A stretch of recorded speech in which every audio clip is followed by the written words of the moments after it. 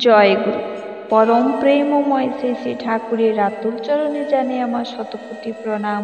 শ্রী শ্রী বর্মার চরণে জানে আমার শতকোটি প্রণাম। শ্রী শ্রী বদ্দার চরণে জানে আমার শতকোটি প্রণাম। আপনাদের প্রতি প্রত্যেককে জানাই আমার আনন্দিত জয় গুরু।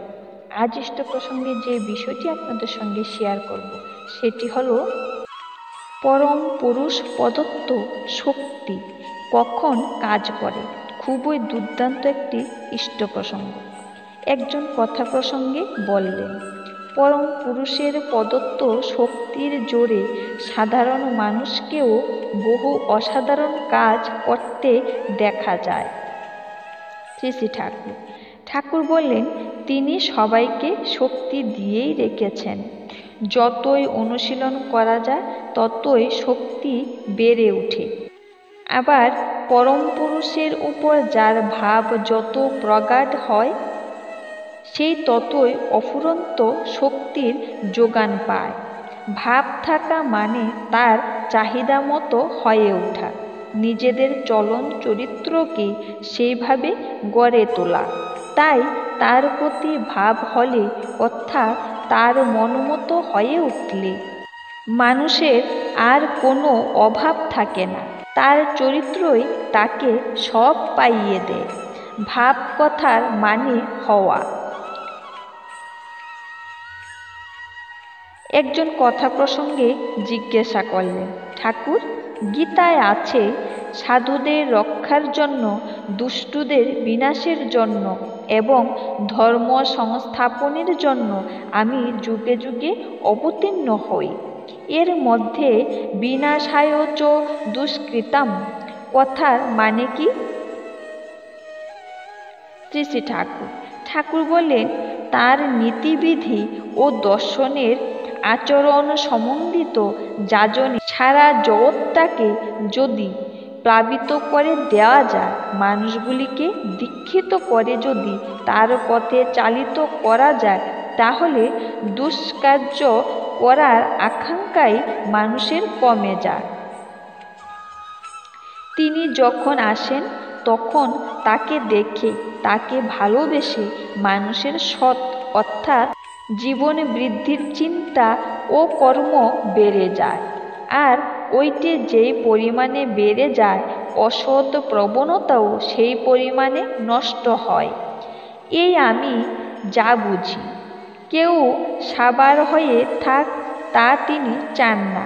তিনি বাঁচাতেই চান, বাঁচাতেই চেষ্টা করেন। যতক্ষণ শ্বাস ততক্ষণ আশ। কিন্তু মানুষের কর্ম যেখানে তার বাঁচার পথ একেবারে রুদ্ধ করে দেয়, সেখানে তিনি কি করবেন? কুরুক্ষেত্রের যুদ্ধ যাতে না হয় সেই জন্য তো তিনি কম চেষ্টা করেননি।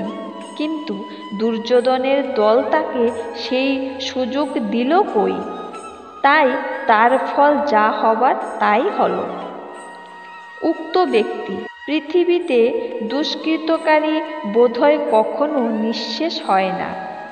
কতগুলি দুষ্টু লোক থাকেই, তাদের নেশা হলো অপরের ক্ষতি করা। এর থেকে ত্রাণ কোথায়? শ্রী শ্রী ঠাকুর বললেন, তা থাকে, তবে ভালোর সংখ্যাধিক্য যদি হয়, তারা যদি বলবত্তর হয় আর মন্দ যদি নিষ্প্রভ হয়ে থাকে ভালোর কাছে, তাহলে ক্ষতি হয় না। প্রতিলোম সন্তান বিশ্বাসঘাতক হয়, তাদের শোধরান সুকঠিন। বেশরাজা নাকি প্রতিলোম বিবাহ প্রচলিত করেছিল।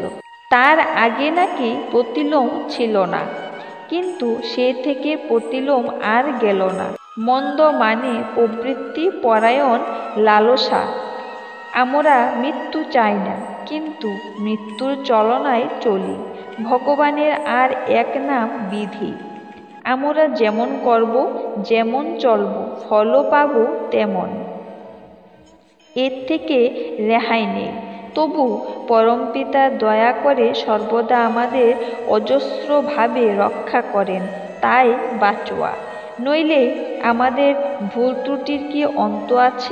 ভুল ত্রুটি যথাসম্ভব এড়িয়ে কল্যাণের পথে চলা লাগে। আবার নেতৃস্থানীয় ব্যক্তিরা যদি ঠিকভাবে ঋষি অনুশাসিত পথে চলেন এবং অন্যকেও সেই পথে পরিচালিত করেন, তবে কল্যাণের পথ অনেকখানি খোলা থাকে। তারা যে জিনিস ভালো করে জানেন না বা বোঝেন না, সেই সম্বন্ধে তাদের বরং নীরব থাকা ভালো। কিন্তু প্রবৃত্তি বা খেয়ালের বশে তারা যদি জীবনীয় সত্তাকে অবহেলা করে চলেন এবং অন্যকেও সেই পথে চলতে উৎসাহিত করেন, তাতে সমাজের সমূহ ক্ষতি হয়। শ্রী শ্রী ঠাকুর আরও বললেন, আজ আমাদের দেশে এমন বহু বিরাট বিরাট নেতা আছেন যারা বর্ণ ভেঙে দেওয়ার পক্ষপাতী, প্রতিলোম বিবাহ চালু করার ব্যাপারে যাদের অঢেল আগ্রহ, কিন্তু তারা এইটুকু বোঝেন না যে এর ফলে ভবিষ্যৎ জাতকদের সেই সব যোনি নষ্ট হয়ে যাবে যেগুলি থাকার ফলে কিনা মানুষ প্রকৃত মানুষ হয়ে উঠতে পারে এবং নিজের ও পরিবেশের কল্যাণ করতে পারে। এ যে কত বড় ক্ষতি তা ভেবে কুলকিনারাও পাওয়া যায় না। এই ছিল আজকের নিবেদন। আবারও পরমপিতার আতুল চরণে আপনাদের প্রতি প্রত্যেকের মঙ্গল কামনা করে ইষ্ট প্রসঙ্গ এখানে শেষ করছি। ভুল ত্রুটি হলে ক্ষমা করবেন। জয় গুরু।